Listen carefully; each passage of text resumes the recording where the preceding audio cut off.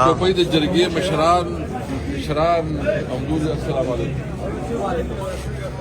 الحمدلله د الله تعالی ډېر لوی شکر دی چې نن دا پروجیکټ مکمل شو. اجي صاحب خبرو وکړه چې دا دلته د پاک زموږ دا وس راکړه چې دلته کې دا سپورتس ګراوند دا کالج او دلته چې نو د اف پی اف یو کالجو چې هغه عارضی کالجو هغه مو گورنمنٹ کالج کې جوړ بدل کا هغه مو باقاعده کوله بلډینګ ولا جوړ کا کالج میں جوړ کا. زه چې څو سپیکر شوم د کې پی اسمبلی نو زه دا ناسه ټوپۍ جرګې والا دلته رالم ما ورته یاره د ټوپۍ خلکو باندې ډېر لوی عزت کړی دی او ډېر لوی ووټ یې راکړی دی ډېر سپورټ یې راکړی دی. زمانه پاټۍ ټول ملګري شو او زه رالم تاسو ویل هلته دې ته ما تاسو وایئ څه مطالبه ده دا وایي چې زموږ ټول نه غټه مطالبه ده هسپتال ده داسې نه که نه دي. الحمدلله لومبي فرصت کې موږ هغه هسپتال له منظوري ورکړه. هغه وخت کې نن نه 18 کاله مخکې 25 کروڑ روپۍ دې له به منظوري کړه 25 کروڑ روپۍ. هغه هسپتال شکر الحمدلله زبردست هسپتال جوړ شو. څه پکې لږ ډېر کار چې نو دغه اوس د ګلبېدې چې کوم هغه ټیپا والا کوم دغه والا چې کوم دی ټیپا والا چې کوم دی هغه یې پکې کار وکړ او نن هغه هسپتال شکر الحمدلله چې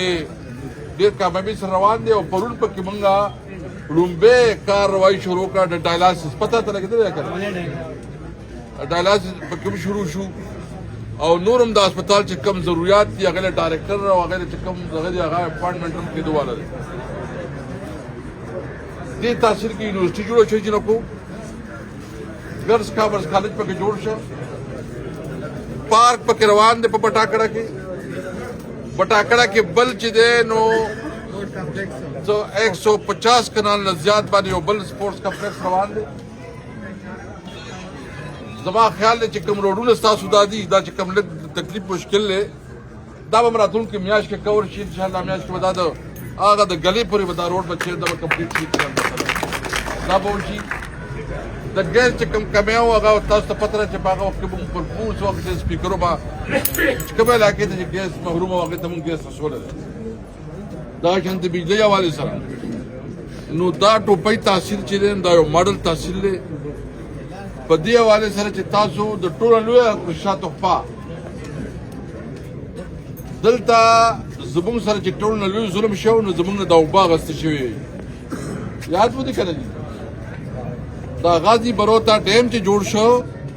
دې غازي بروتا ډیم په وجه باندې کوم نیر چې راغی نو زموږ چې کومه ښکلا وه کومې اوبه وې هغه اوبه ډایورټ شوې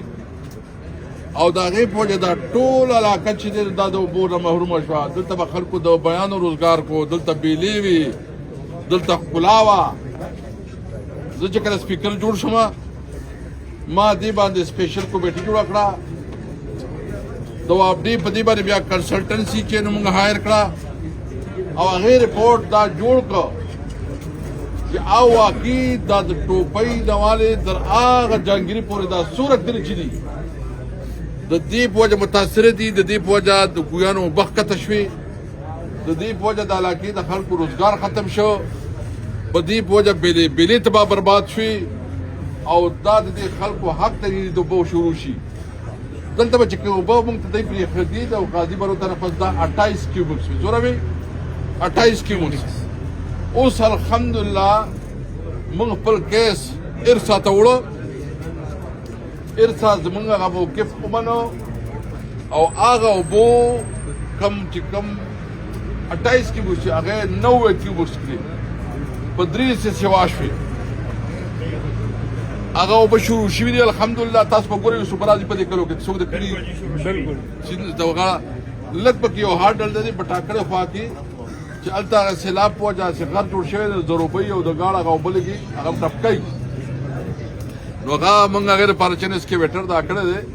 نو کوشش کوو چې هفته کې موږ هغه ټپ ختم کړو نو دا ټول علاقه به د اوبو نه بیا واپس آباده شي انشاءالله. دا ګوره ډېر لوی کار دی دې سره به زمونږه 88 کړي وو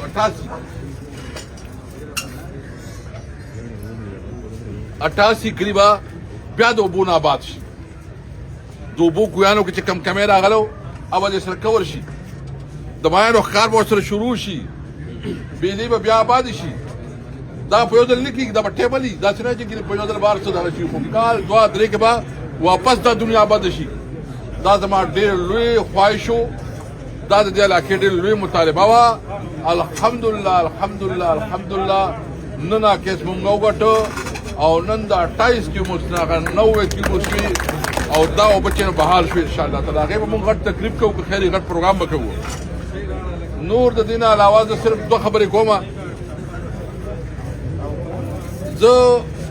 اردو کې به دوه خبرې وکړم